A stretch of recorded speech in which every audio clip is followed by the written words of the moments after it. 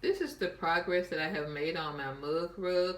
I have my big block done. This is my first time working with quarter square triangles, so I want to make sure that everything comes out perfectly. Uh, yeah. So to help with that, the one thing you have to be sure of is not to over press. So what you would do is just get your iron hot, because even though it's a thin fabric, you're still working with cotton, so the iron has to be hot. Okay, then I would just press towards the, I normally press towards the dark fabric, so press towards the fabric. I would hit the seam like twice and be done. Okay, so as you see here, I have finished the big block full of my mug work, and I have to sew these three blocks together. In order to help with this, what I would do is pin from the center out, because you're going to cut this end off anyway for the elephant ears.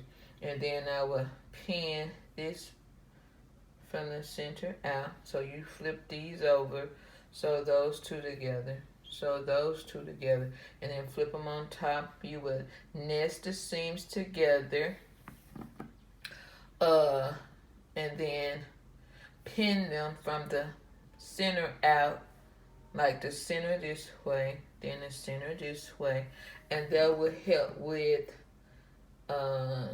making them look perfectly. Okay, so what I did, as I informed you all, is I cut my big block on my big cutting mat. Then I moved the big block to my rotating mat, as you see here. This thing is so helpful, I can't even put into words. Yeah. So then I would cut the square on this mat, and then rotate it without moving it apart, and then cut the other direction.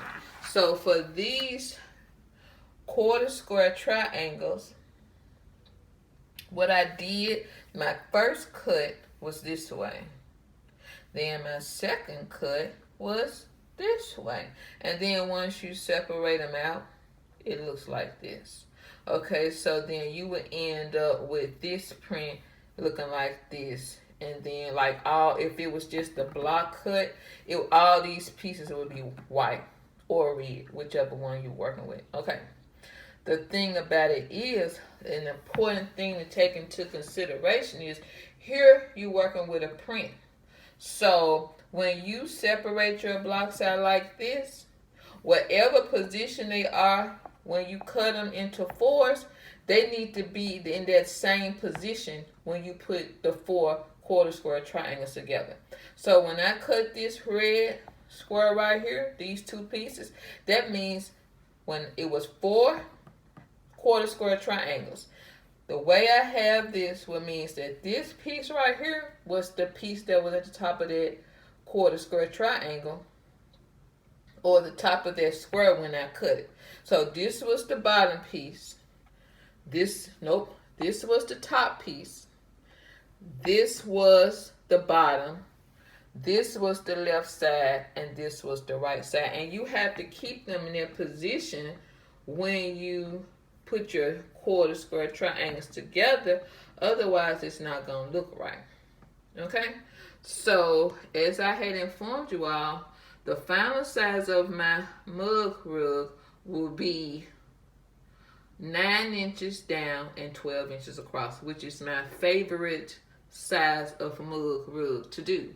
Okay. If I need an even number, then I'll go 8 by 12. Okay. But if that's not important, then it's 9 by 12 is my favorite mug rug size. So what I had to do was cut 2 big blocks for my hourglass block that were 10.5 inches, because for quarter square triangles you add 1.5 inches to the final size, and that's the size of the square you cut. So since I wanted my big blocks to be a final size of 9 inches, I cut a 10.5 inch red square and a 10.5 inch white square. And then I took the solid square, cut it that, put it on my rotating mat. This was my first cut this way, and with the square still together, not separated. My second cut went this way, so I cut this way. So I rotated, and you make your cut. And you have to make sure that you have the top at the top. So with when I'm doing my cutting my squares for my quilting, I always mark a T at the top of the fabric in the selvage area. So I know with that T at the top that the cross grain is going side to side and the long wide grain is going up and down. So each one of these squares, I wonder if you can see it on here. See that little T? There it is. And it should, see that T right there? That's how I do it. So if I had to mark these to keep them in position, I would mark in the selvage area maybe a T for the top, B for the bottom, L for the left side, and an R for the right side in the selvage area. So that way, even if you didn't work with it that day, you were not finishing your project that day, you would know that you could look at the bottom, the back of your piece in that selvage area to decide what position in that quarter square triangle that the square that quarter square piece need to be positioned. Quarter square triangle need to be positioned. So this is the progress. So far I have my big block done. I have to sew these 3. Okay, so since it's not a big quilt, I'm not gonna square this up. Like I'll cut the little, I'm not gonna really square it up until I get these done. These 3 squares done. Then I'll attach them to this side right here. Then I'll square it up. Yeah, so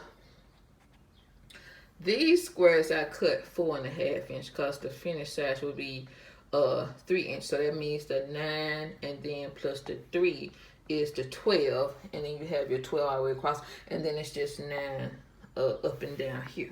And then this is what I'm using for the binding. It introduces a different print to the mug rug. So I thought I started to use this for the back, but I said no, I'll probably save it to use for some more binding strips. So then these 2 fabrics here is what I'm going to put on the back. I said I would use it, like do a color block. So if you see here where, so I'll cut this straight up. So it's just straight all the way up. So whatever else you have left, once you cut that all the way up, you're going to end up with this piece over here as a little scrap. Don't throw that away. Save that for scraps because they actually come in handy. And even some of my little pieces that I had left of my quarter square triangles, right here, I use that for starter scraps. I think it's kind of cute when the starter scraps go, with whatever I'm working with at the time. Yeah, so this is the progress that I made on my mug rug. Like I said, I have my big block done. Then I'll do sew these 4 squares together and then attach them to the big block. And then once I get the quilt top done, for the hourglass mug rug, quarter square triangle mug rug, I would do a little short. Okay, so this is where we stand. This is my progress. So this is it. And then my rotating cutting mat. I use that to cut the squares and I rotate. And so, yeah, that's good. So here you go again. A big block. And then these 3 squares that have the quarter square triangle pieces cut. And then my binding fabric, and then my fabric which I probably won't even use any of this after this for the butt for scrap, so I can just use these two prints for the uh,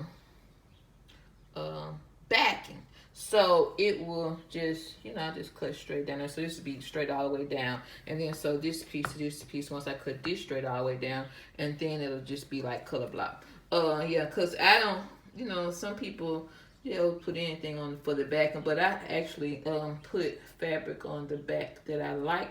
Because sometimes I may eat on the front side of the mug roll. Sometimes I eat on the back side of the mug roll. So that's why I put effort into both sides of the quilt, whatever I'm quilting, are important to me. So so that's good.